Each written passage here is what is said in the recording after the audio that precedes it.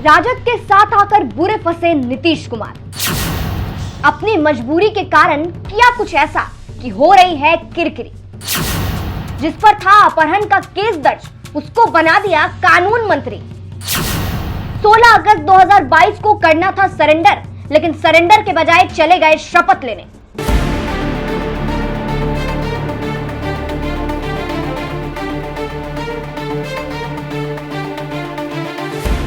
ये मजबूरी जो ना करवाए, ये वाली लाइन है बिहार के मुखिया नीतीश कुमार के लिए। क्योंकि अब देखिए ना, अपनी मजबूरी के कारण अब वो बुरे फंसे हैं, और ऐसे फंसे हैं जिसके कारण उनकी किरकिरी भी खूब हो रही है। बीजेपी के साथ गठबंधन तोड़कर तो राजद के साथ चले गए वो, लेकिन जंगल राज के नाम से मशहूर राजद के कुछ दबंग मंत्रियों का भी अब सामना करना पड़ रहा है, जिनके कारण अब सवालों के कटघरे में है नीतीश कुमार। बता दें, बिहार में नीतीश कैबिनेट का पहला विस्तार हुआ राजभवन में। बिहार के राज्यपाल फागू चौहान ने सुबह 11:30 बजे 31 विधायकों को पद और गोपनीयता की शपथ दिलाई। जेडीयू ने अपने कोटे से पुराने चेहरों को ही दोहराया है, लेकिन राजद की तरफ से जिनको शपथ दिलवाई गई है उन पर ना जाने क्या क्या आरोप है। और ये दावा हमारा नहीं है, ये दावा खुद बीजेपी नेता सुशील मोदी कर रहे हैं। साथ साथ इसके अलावा राजद की तरफ से जो मंत्री बने उन पर तो अपहरण का केस तक दर्ज है, जिसके कारण अब नीतीश कुमार की खूब किरकिरी हो रही है। चलिए आपको इस मंत्री के बारे में बताते हैं जिसकी वजह से नीतीश कुमार बुरे फंसे हैं। नाम कार्तिकेय सिंह, पद कानून मंत्री। इंडिया टीवी की रिपोर्ट के मुताबिक आपको जानकर यह हैरानी होगी कि कार्तिकेय सिंह आरजेडी के बाहुबली नेता अनंत सिंह के बेहद करीबी माने जाते हैं। कार्तिकेय सिंह पर पटना के बिहटा थाने में 2014 में अपहरण का केस दर्ज हुआ था। उन पर एक बिल्डर की हत्या के इरादे से अपहरण की साजिश का आरोप है। इस केस में चार्जशीट फाइल हो चुकी है, जहां कार्तिकेय सिंह के खिलाफ इस केस में 14 जुलाई 2022 को वारंट जारी हुआ था और उन्हें 16 अगस्त 2022 को सरेंडर करना था। लेकिन कार्तिकेय सिंह सरेंडर के बजाय शपथ लेने चले गए। आपको बता दें कि कार्तिकेय सिंह राष्ट्रीय जनता दल के एमएलसी हैं। उन्हें नीतीश कैबिनेट में राष्ट्रीय जनता दल के कोटे से जगह मिली थी। मोकामा के रहने वाले कार्तिकेय सिंह पेशे से शिक्षक भी रह चुके हैं। क्या है मंत्री कार्तिकेय सिंह पर आरोप? धारा 363 अपहरण, धारा 364 हत्या के इरादे से अपहरण, धारा 365 गुप्त अनुचित तरीके से कैद की नियत से अपहरण, धारा 34 एक से अधिक व्यक्ति द्वारा घटना को अंजाम दिया गया। पटना हाई कोर्ट 16 फरवरी 2017 को अग्रिम जमानत याचिका खारिज कर चुका है। अब आप इससे समझ सकते हैं कि राजद से हाथ मिलाना नीतीश कुमार को कितना महंगा पड़ा है, क्योंकि देखिए राजद पहले से जंगल राज के नाम से मशहूर है।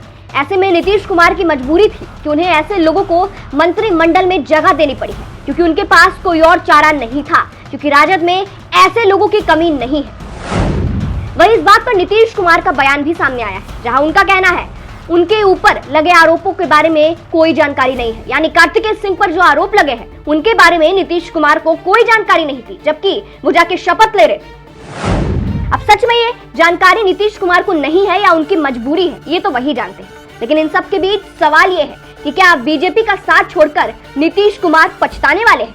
चलिए अंत में आपको सुशील मोदी का वो बयान भी सुना देते हैं, जिसमें वो बता रहे हैं कि मंत्रिमंडल में आपराधिक चरित्र के लोगों की भरमार है। आप भी सुनिए। देखिए, एक तो इसमें आपराधिक चरित्र के लोगों की भरमार है। ये सुरेंद्र यादव, रामानंद यादव, ललित यादव, ये कौन लोग हैं जिनके नाम से बिहार और वो इलाका थर थर कांपता है। आज भी अगर सुरेंद्र यादव गया में जब चलते हैं तो लोग डर के मारे कि सुरेंद्र यादव आ रहे हैं। ये ललित यादव, जिन्होंने एक समय में एक दलित के पाँव में कील ठोकने का काम किया था। एक ट्रक ड्राइवर का मामला था, मैं ही था उस समय, विधानसभा में कितना हंगामा हुआ था। ये रामानंद यादव एक समय पटना के डॉन रहे। कार्तिक कुमार, ये अनंत सिंह का दाहिना हाथ है। मैं अभी देख रहा था कि एक किडनैपिंग का भी केस इनके ऊपर दर्ज है। तो आप नीतीश जी ऐसे लोगों को मंत्रिमंडल में शामिल करके क्या मैसेज देना चाहते हैं? फिर इस पूरे मंत्रिमंडल में MY समीकरण हावी, ये 35% जो मंत्री हैं वो केवल इन्हीं MY समीकरण के बने। यानी समाज के सभी वर्गों को रिप्रेजेंट करना चाहिए था। समाज के सभी वर्गों को केवल रिप्रेजेंट नहीं, दिखाने के लिए नहीं, पर्याप्त प्रतिनिधित्व। लेकिन मैं देख रहा हूँ कि 13 मंत्री केवल MY समीकरण के हैं। वैश्य समाज, जिसकी इतनी बड़ी आबादी है बिहार की, और बीजेपी ने वैश्य समाज के व्यक्ति को डिप्टी CM बनाया। बिहार में तेली समाज को हम 20 साल से लगातार कैबिनेट मंत्री बना रहे थे। सबसे बड़ी आबादी वैश्य में तेली समाज की है, कानू समाज की है। एक भी मंत्री तेली और कानू समाज का नहीं बनाया और केवल वैश्य समाज का एक मंत्री बना जिसकी इतनी बड़ी आबादी है। कुशवाहा समाज में मैं उम्मीद कर रहा था कि उपेंद्र कुशवाहा को मंत्री बनाया जाएगा।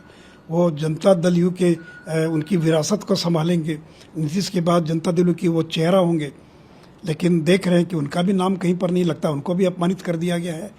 और जो राजपूत समाज है, कायस्थ समाज है, ब्राह्मण समाज है, कान्यकुब्ज ब्राह्मणों की का एक भी मंत्री नहीं। एक समय में केदार पांडे हुआ करते थे, बिंदश्री दुबे होते थे, एक भी कान्यकुब्ज मंत्री नहीं है।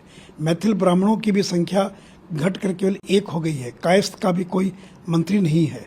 तो आपने जो मैसेज देना चाहिए था समाज के सभी वर्गों को, और बाकी भी दिखावे के लिए एक एक मंत्री बना दिया अलग अलग जातियों से। जो है 2 बड़े विभाग हैं और हमेशा गठबंधन में एक विभाग रहता है, एक के पास दूसरा विभाग रहता है दूसरे के पास। और बड़ी बुद्धिमानी से नीतीश जी ने दोनों विभाग झटक लिया।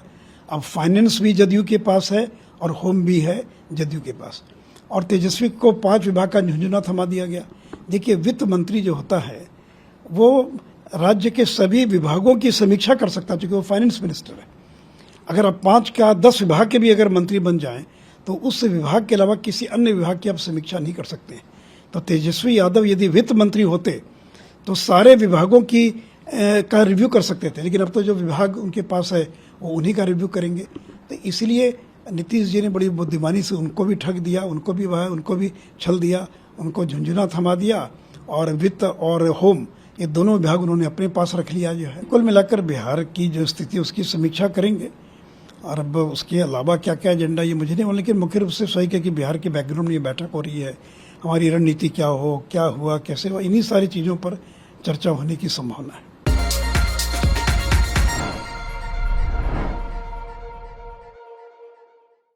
देखिए, एक तो इसमें आपराधिक चरित्र के लोगों की भरमार है। ये सुरेंद्र यादव, रामानंद यादव, ललित यादव, ये कौन लोग हैं जिनके नाम से बिहार और वो इलाका थर थर काँपता है। आज भी अगर सुरेंद्र यादव गया में जब चलते हैं तो लोग डर के मारे कि सुरेंद्र यादव आ रहे हैं। ये ललित यादव, जिन्होंने एक समय में एक दलित के पाँव में कील ठोकने का काम किया था। एक ट्रक ड्राइवर का मामला था, मैं ही था उस समय, विधानसभा में कितना हंगामा हुआ था। ये रामानंद यादव एक समय पटना के डॉन रहे। कार्तिक कुमार, ये अनंत सिंह का दाहिना हाथ है। मैं अभी देख रहा था कि एक किडनैपिंग का भी केस इनके ऊपर दर्ज है।